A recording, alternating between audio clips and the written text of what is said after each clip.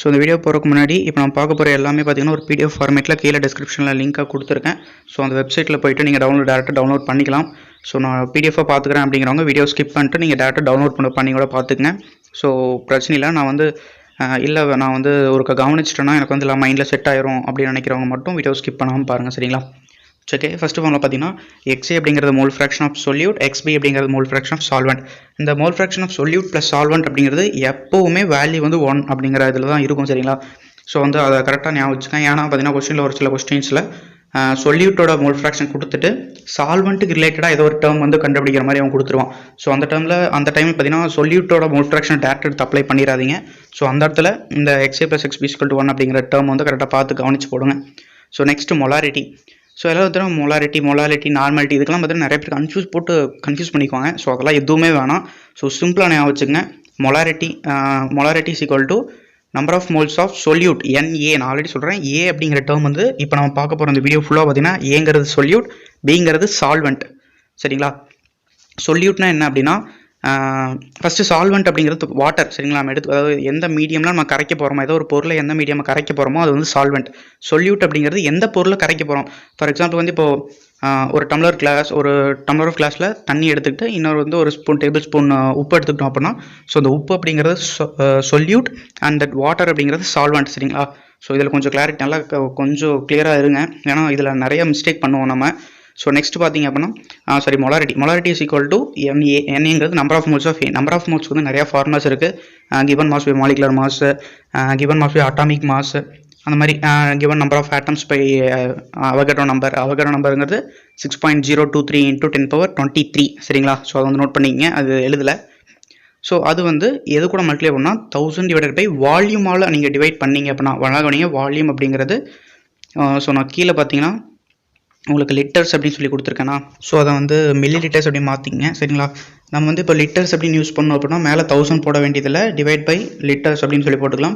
நாங்கள் 1000 யூஸ் பண்ணிக்கிறதுனால கீழே வந்து மில்லி லிட்டர்ஸில் எடுக்கணும், ஓகேங்களா? மறுபடியும் சொல்கிறேன், மில்லி லிட்டர்ஸ், சரிங்களா? ஸோ இதே மாதிரி மொலாலிட்டி அப்படிங்கிறது சேம். அங்கே வால்யூமுக்கு பதிலாக நம்ம வந்து அந்த இப்போ சால்வெண்ட் இருக்கும் இல்லையா, அந்த சால்வெண்ட்டோட வால்யூம்ஸ் தான் இங்கே எடுப்போம் எங்கள் மொலாரிட்டியில்.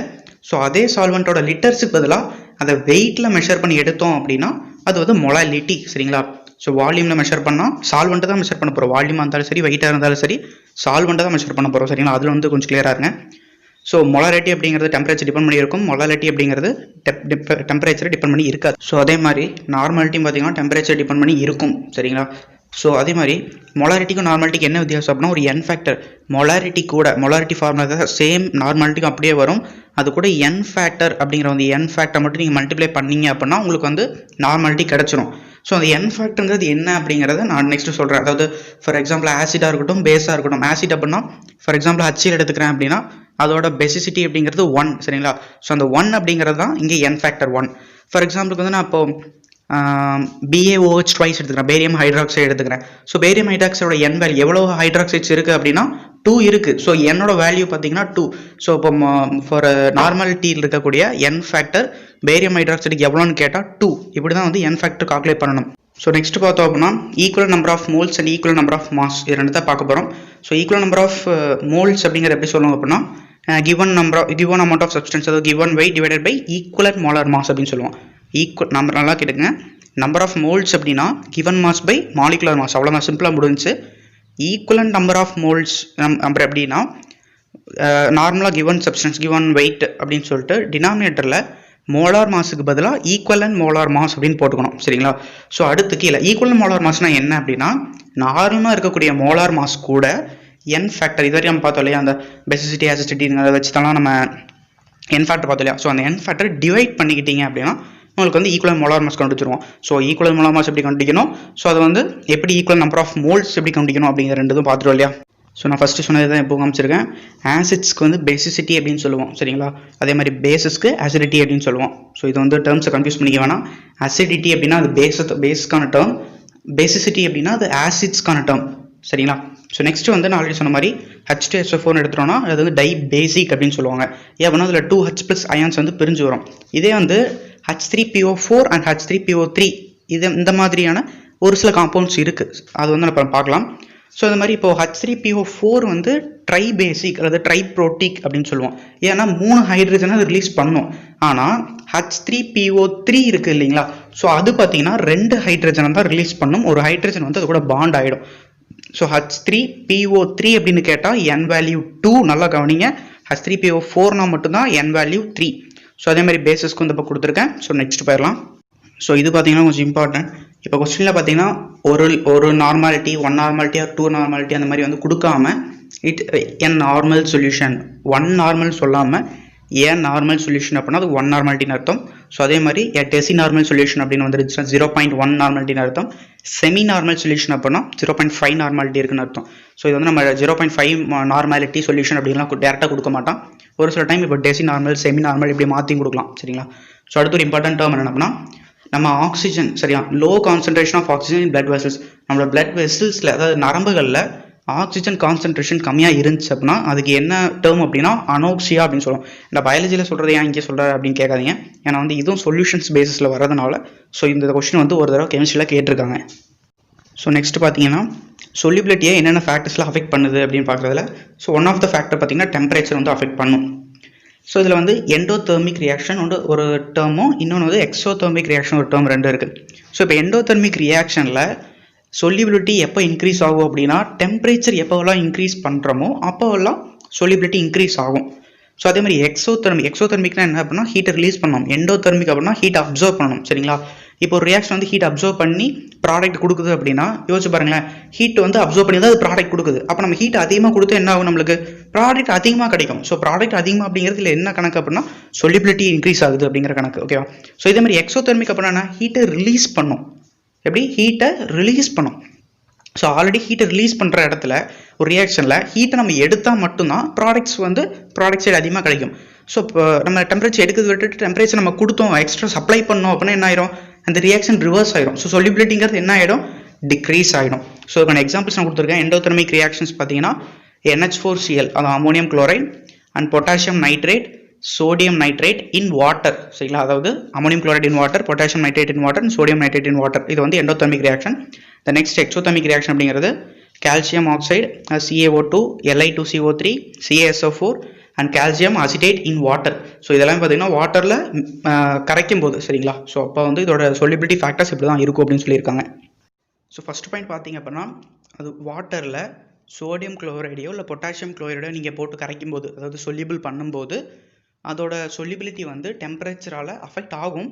பட் வந்து நாட் மச் அஃபெக்ட். அதிகபட்சம் வந்து டெம்பரேச்சர் இந்த இன்க்ரீஸ் டிக்ரீஸ்னால அதிகபட்சம் அஃபெக்ட் ஆகாது அப்படிங்கிறாங்க. ஏன் அப்படின்னா அதோட லாட்டிஸ் எனர்ஜியும் ஹைட்ரேஷன் எனர்ஜியும் ரெண்டுமே பக்கத்தில் இருக்குது அப்படிங்கிறாங்க. இப்போ NaCl எடுத்துக்கிட்டோம்னா NaClோட லாட்டிஸ் எனர்ஜியும் ஹைட்ரேஷன் எனர்ஜியும் ரொம்ப க்ளோஸாக இருக்கும் அப்படின்னு சொல்கிறாங்க. ஸோ அதே மாதிரி தான் KCl. நெக்ஸ்ட் பார்த்தோன்னா solubility of gas in liquid.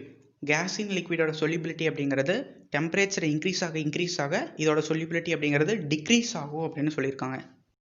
So அடுத்த முக்கியமான லா அப்படின்னா ஹென்ரிஸ் லா. சொல்யூஷன் சாப்டர் பொறுத்தளவுக்கு முக்கியமான லா இல்லை, ஹென்ரிஸ் லா ஒன்று. ஸோ அது எப்போ அந்த ஹென்ரிஸ் லா அப்படிங்கிறது எப்போ அப்ளிகபிள் அப்படின்னா நல்லா கவனிச்சுக்கேன். இது வந்து மினிமம் 5 டைம்ஸ் அது கொஸ்டினில் கேட்டிருப்பாங்க. ஸோ ஹென்ரிஸ் லா எப்போ அப்ளிகபிள் அப்படிங்கிறது லோ ப்ரெஷரில் இருந்தால் மட்டும்தான் ஒபே ஆகும் ஒன்று. இன்னொன்று கேஸ் இன் லிக்விட் அப்படிங்கிற கண்டிஷனில் மட்டும்தான் ஒபே ஆகும் ஹென்ரிஸ் லா அப்படிங்கிறது.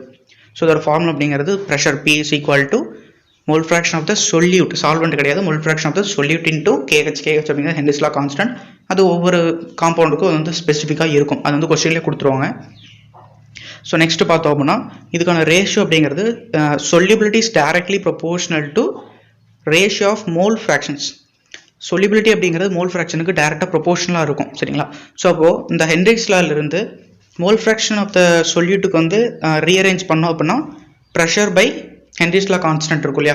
ஸோ அப்படி பார்க்குறப்போ solubility is inversely proportional to Henry's law constant.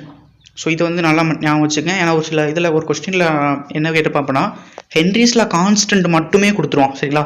For ABCDன்னு ஒரு 4 காம்பவுண்ட் இருக்குது. ஸோ ஏக்கு இவ்வளவு ஹென்ரிஸ் லா கான்ஸ்டன்ட், பிக்கு இவ்வளோ, சிக்கு இவ்வளோ, டிக்கு கொடுத்துட்டு ஸோ இதோட சொல்யூபிலிட்டி ஆர்டரில் அரேஞ்ச் பண்ணுங்கள். ஸோ இது வந்து சீக்கிரம் சொல்யூபிள் ஆகும் அப்படி மாதிரிலாம் கேட்கலாம். ஸோ அதுக்கு வந்து நம்ம என்ன தெரிஞ்சிருக்கணும், இந்த ப்ரொபோர்ஷனாலிட்டி தெரிஞ்சிருக்கணும். ஸோ இந்த ப்ரொபோர்ஷனாலிட்டி வந்து நோட் பண்ணி வச்சுங்க. ஸோ நெக்ஸ்ட் பார்த்தீங்கன்னா change vapour pressure. So change vapour pressure வந்து ரொம்ப இம்பார்ட்டன்ட். ஸோ இது எப்படின்னா del P by P0 is equal to N2/N1. இது வந்து சிம்பிளாக நான் வச்சுக்கேன். அந்த M2 M1 அதெல்லாம் W2/W M2. ஸோ அதெல்லாம் வந்து நீங்கள் வச்சுக்கணும். இது வந்து நான் டிரைவ் பண்ணி தான் கொடுத்துருக்கேன். N2/N1 அப்படிங்கிறது என்ன அப்படின்னு டிரைவ் பண்ணி தான் செகண்ட் ஸ்டெப் கொடுத்துருக்கேன். ஸோ ஃபஸ்ட் ஸ்டெப் மட்டும் ஞாபகம் வச்சுங்க. ஸோ del P எப்படிங்கிறது எப்படி எழுதுவோம் அப்படின்னா P நாட் மைனஸ் PS. இந்த நாட் அப்படிங்கிறது எதை குறிக்கும் அப்படின்னா ஒரு ஸ்டாண்டர்ட் வேல்யூ இல்லைன்னா ஒரு பியூர் காம்பவுண்டோட வேல்யூ இதை தான் குறிக்கும்.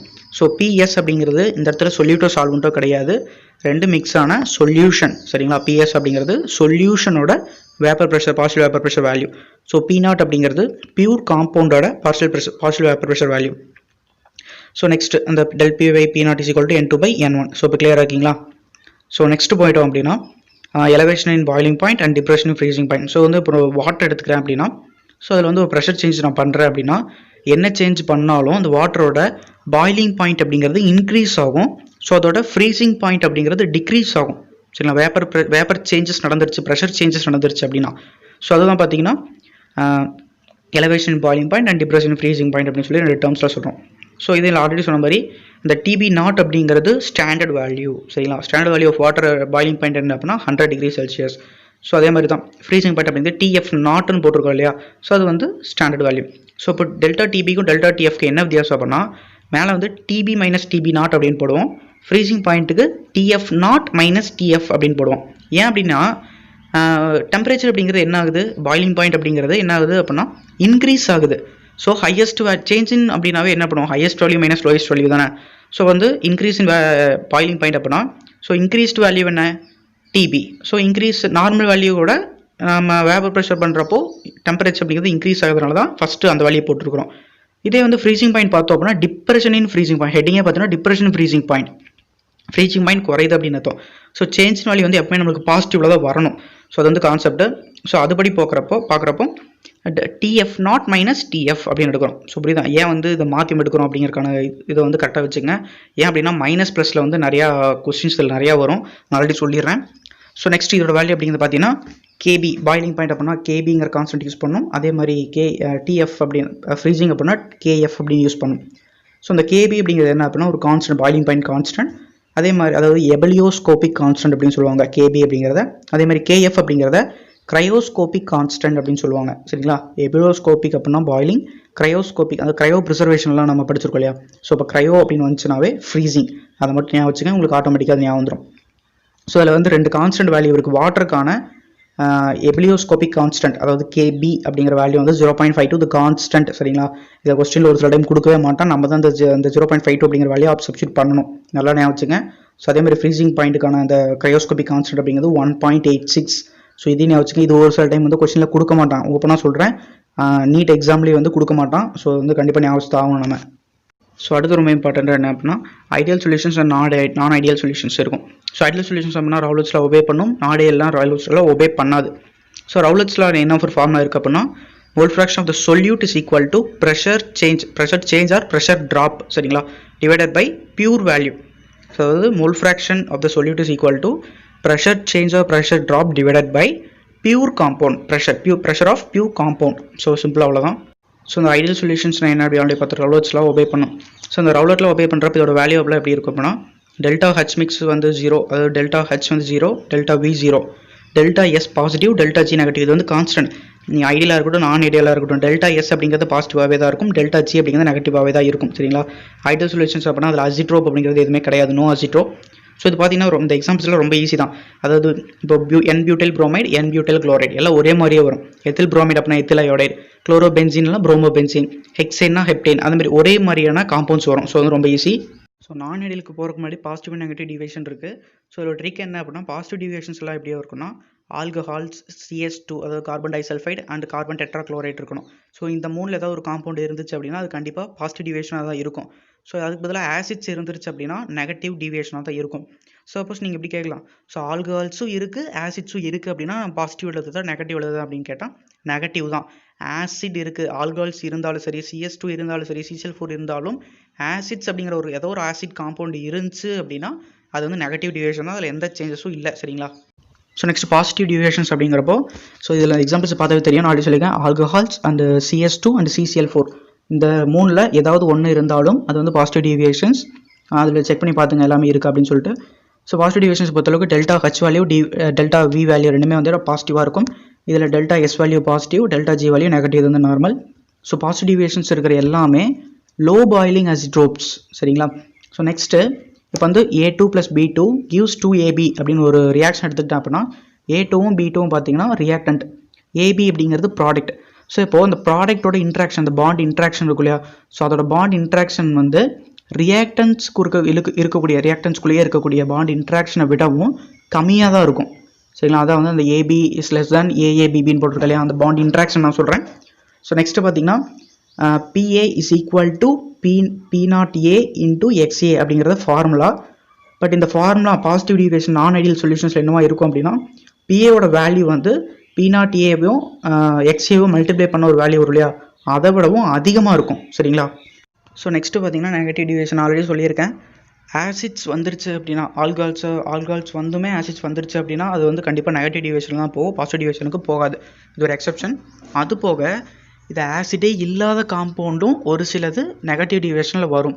அந்த எக்ஸப்ஷன்ஸ் என்னன்னு சொல்ல மார்க் பண்ணியிருக்கேன் பாருங்கள்.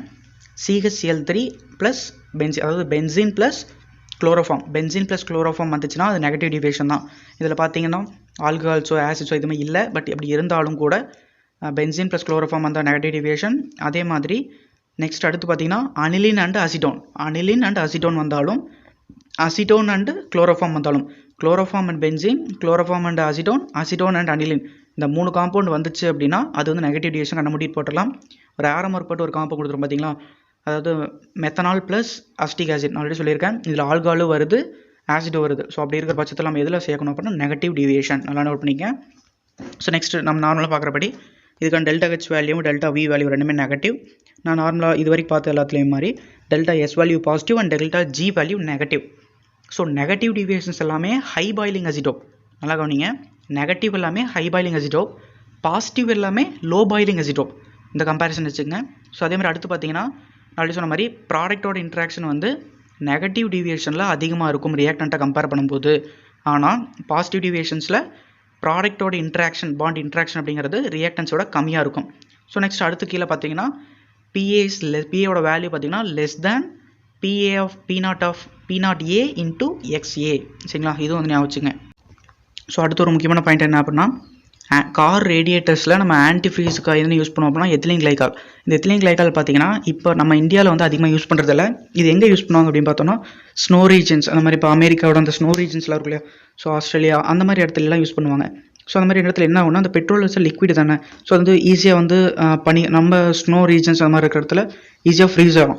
ஸோ அது வந்து ஃப்ரீஸ் ஆகக்கூடாது அப்படிங்கிறனால ஆன்டிஃப்ரீஸ் யூஸ் பண்ணுவாங்க. அது என்ன ஆன்டிஃப்ரீஸர் யூஸ் பண்ணுவாங்க அப்படின்னா எத்திலீன் கிளைக்கால்ஸ் வந்து யூஸ் பண்ணுவாங்க. ஸோ அது அடுத்து வந்து பார்க்குறப்போ osmotic pressure. So osmotic pressure வந்து பை அப்படின்னு சொல்கிறா இல்லையா, இது வந்து பையோட வேல்யூலாம் நீங்கள் சப்ஸ்டிட்யூட் பண்ணிடாதீங்க, நிறைய பேர் மறந்துட்டு போய் சப்ஸ்டிட்யூட் பண்ணுவாங்க. ஸோ பை அப்படிங்கிற ஜஸ்ட் ஒரு சிம்பிள் மட்டும்தான், இதுக்கு வந்து வேல்யூவே கிடையாது. ஸோ பை அப்படிங்கிறது என்ன அப்படின்னா PV is equal to NRTன்னு படிப்போம் இல்லையா, ஸோ அந்த ப்ரெஷர் அப்படிங்கிற டேர்ம் பதிலாக தான் பை யூஸ் பண்ணுறாங்க. கொஞ்சம் டிஃப்ரெண்ட்டாக இருக்கும் அப்படின்னு சொல்லிட்டு இது நீங்கள் வந்து பையோட வேல்யூ வந்து தயவுசெய்து சப்ஸ்டிட்யூட் பண்ணிடாதீங்க. ஸோ இந்த PV equal to NRT அப்படிங்கிறத P வந்து ஒரு லெஃப்ட் சைடு வச்சுட்டு போட்டிங்க அப்படின்னா NRT/V அப்படின்னு வரும். ஸோ N/V அப்படிங்கிறத கான்சன்ட்ரேஷன் C அப்படின்னு சொல்லலாம். ஸோ அடுத்து வரது பார்த்தீங்கன்னா கொஞ்சம் கன்ஃபியூஷன் டேர்ம் ஐ வேல்யூ வந்து கிடைக்குது அப்படின்னு சொல்லி நிறைய இதில் கன்ஃபியூஷன் இருக்கும். ஸோ இது எப்படின்னா ரொம்ப சிம்பிளாக ஞாபகம் வச்சுங்க. ஃபஸ்ட்டு ஃபார்முலா இருக்கு இல்லையா, ஸோ அதை மட்டும் ஞாபகம் வச்சுங்க. I value is equal to OC/NC ஞாபகம் வச்சுக்க. சிம்பிளாக OC/NC, observed colligative property by normal colligative property, இது மட்டும் போதும். சரிங்களா. செகண்ட் ஃபார்முலா பார்த்தீங்கன்னா normal molecular mass by observed molecular mass. First பார்த்தீங்கன்னா அப்சர்வ் பை நார்மல் இருக்கும், செகண்ட் பார்த்தீங்கன்னா நார்மல் பை அப்சர்வ்டு இருக்கும். ஸோ வந்து C அப்படிங்கிறது கொலிகேட்டிவ் ப்ராப்பர்ட்டி, M அப்படிங்கிறது மாலிகுலர் மாஸ். வந்து க்ளூ மாதிரி கொடுத்துருக்கேன், நீங்கள் ஞாபகம் வைக்க வேண்டியது I is equal to OC/NC மட்டும் ஞாபகம் வச்சாவே போதும். சரிங்களா. மற்றெல்லாம் உங்களுக்கு ஆல்ரெடி வந்து உங்களுக்கு ஆட்டோமேட்டிக்காக ஞாபகம் வந்துடும், ஏன்னா இது மட்டும்தான் OC/NC வரும். ஸோ அடுத்து மாலிகுலர் மாஸ் அப்படிங்கிறது ஆட்டோமேட்டிக்காக இன்வெர்ட் ஆயிரும் அப்படிங்கிறது ஞாபகம் வந்துடும். நெக்ஸ்ட் பார்த்தீங்கன்னா I இன்னொரு வேல்யூ இருக்குது, நம்பர் ஆஃப் பார்ட்டிகல்ஸ் ஆஃப்டர் இப்போ வந்து ஒரு காம்பவுண்ட் டிசொல்யூஷன் ஆகுது அப்படின்னா I வேல்யூ எப்படி கால்குலேட் பண்ணணும்னா டிசொல்யூஷனுக்கு அப்புறம் எவ்வளோ பார்ட்டிகல்ஸ் இருந்துச்சோ அது நியூமரேட்டர்லையும், டிசொல்யூஷன் ஆகிறதுக்கு முன்னாடி எவ்வளோ பார்ட்டிகல்ஸ் இருந்துச்சோ அதை டினாமினேட்டர்லையும் போட்டு டிவைட் பண்ணிங்க அப்படின்னா உங்களுக்கு I வேல்யூ வரும். ஸோ அடுத்து பார்த்தீங்கன்னா degree of dissociation and degree of association. So இது வந்து ரொம்ப சிம்பிளாக ஞாபகம் வச்சுக்கலாம். ஆல்ஃபா டிசோசியேஷன் ஃபஸ்ட் ஞாபகம், alpha is equal to I-1/n-1. சரிங்களா. அதே அசோசியேஷன் அப்படின்னா I-1 வந்து காமன் தான் ரெண்டுக்குமே. கீழே டிசோசியேஷன் n-1 போடுவோம் இல்லையா, ஸோ அதுக்கு பதிலாக அசோசியேஷனில் 1/n-1 போட்டால் போதும். ஸோ இப்படியே நான் வச்சுக்கங்க, அதான் உங்களுக்கு சிம்பிளாக இருக்கும். ஏன்னா அந்த 1/n அப்படிங்கிறது நீங்கள் சால்வ் பண்ண நினச்சிங்க அப்படின்னா உங்களுக்கு மேலே I-1க்கு பதிலாக 1-I அப்படின்ட்டு வரும். ஸோ அதெல்லாம் உங்களுக்கு வேணாம், இது சிம்பிளாக நான் வச்சுங்க. டிசோசியேஷன் அப்படிங்கிறது alpha is equal to I-1/n-1, association அப்படின்னா 1/n-1. ஸோ இவ்வளோதான். ஸோ இப்போ கொஸ்டினில் பார்த்தீங்கன்னா டைமரைசேஷன் அப்படின்னு கொடுப்பாங்க. ஒரு இதில் ஒரு கொஸ்டினில் ஒரு டேர்ம் வந்து டைமரைசேஷன் அப்படின்னு வந்துருச்சுன்னா ஆல்ஃபாவோட வேல்யூ வந்து ஒரு சில இடத்துல கொடுத்துரும், டேட்டா கொடுத்துருவோம். அப்படி கொடுக்காம டைமரைசேஷன் அப்படின்னா ஆல்ஃபா வந்து 2 வேல்யூ, ஆல்ஃபாவோட வேல்யூ வந்து 2 அப்படின்னும், ட்ரைமரைசேஷன் கொடுத்துருந்தா ஆல்ஃபாவோட வேல்யூ வந்து 3 அப்படின்னு எடுத்துக்கலாம். சரிங்களா? ஸோ அடுத்து பார்த்தீங்கன்னா இந்த 2 ஃபார்மும் வந்து கொஞ்சம் இம்பார்ட்டன்ட். ஏன்னா ஒரு சில இடத்துல இந்த ஃபார்மை டேரெக்டாக அப்ளை பண்ணுற மாதிரி இருக்கும். நீங்கள் வந்து நார்மலாக இருக்க பேசிக்காக இருக்கிற ஃபார்முலாஸ் வச்சு அப்ளை பண்ணீங்க, நீங்கள் சப்ஸ்டிட் பண்ணீங்க அப்படின்னா ஆன்சர் கொண்டு வரலாம். பட் கொஞ்சம் டைம் அதிகமாக இருக்கும். ஸோ வந்து இந்த 2 ஃபார்மும் கொஞ்சம் ஈஸியாக ஞாபகம் வச்சுக்கலாம். ஸோ வந்து இது எக்ஸ்பிளைன் பண்ணுறதுலாம் ஒன்றுமே இல்லை, நீங்கள் அப்படியே ஞாபகம் வச்சுட்டாமே போதும். ஸோ ஸ்மால் எம்ங்கிறது மொலாலிட்டி, ஸோ எக்ஸ்பி அப்படிங்கிறது வந்து மோல் ஃப்ராக்ஷன், கேபிட்டல் எம் அப்படிங்கிறது மொலாரிட்டி, M2ங்கிறது மாலிகுலர் மாஸ். சரிங்களா? சிம்பிள் அவ்வளோதான். ஸோ நம்ம சேனல்லையுமே நம்ம என்ன பண்ண போகிறோம் அப்படின்னு பார்த்தீங்கன்னா, இப்போ வந்து நான் சொல்யூஷன் சாப்டர் ஃபார்முலாஸ் எடுத்திருக்கேன் அப்படின்னா நீ நெக்ஸ்ட் என்ன பண்ணுவேன் அப்படின்னு பார்த்தீங்கன்னா, ஸோ கண்டினியூஸாக ஸ்பான்டேனியஸாக என்ன பண்ணுவேன்னா, ஸோ சொல்யூஷனில் இருக்கக்கூடிய எல்லா சம்ஸுமே பார்த்தீங்கன்னா உங்களுக்கு நான் சால்வ் பண்ணேன். ஸோ என்கிட்ட வந்து ஒரு 500 கொஸ்டின்ஸ் இருக்குது அப்படின்னா அந்த 500 கொஸ்டின்ஸுமே உங்களுக்கு சால்வ் பண்ணி அனுப்புவேன்.